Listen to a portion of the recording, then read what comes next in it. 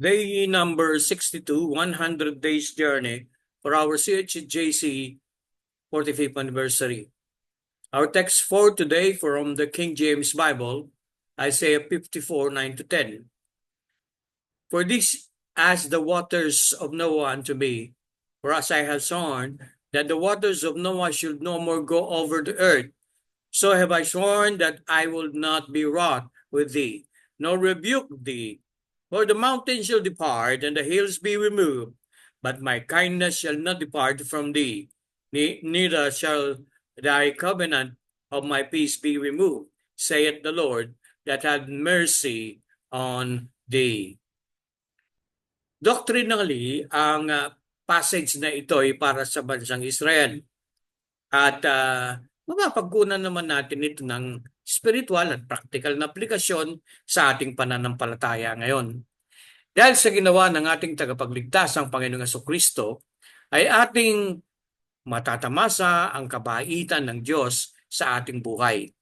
Ang katuparan ng kanyang mga pangako ay nakamtan natin dahil sa kanyang sakripisyo. Sakripisyo ng bugtong na anak ng Diyos upang tayo'y magkaroon ng kanyang biyaya.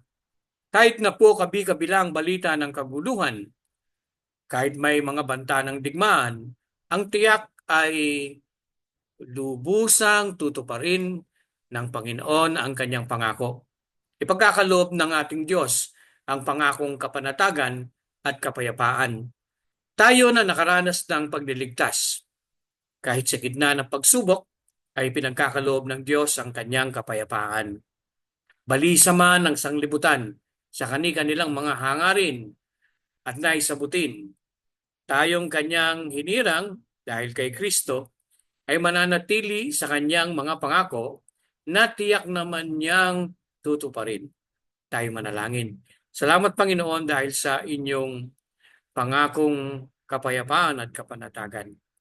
At ang mga pangakong ito ay tiyak po naming maaasahan. Salamat sa Panginoong Jesucristo na siyang naging dahilan upang ang mga pangakong ito ay aming makamtan. Inyo pong gabayan ang buong maghapon na puno ng kapayapaan. Sa pangalan ni Jesus, Amen.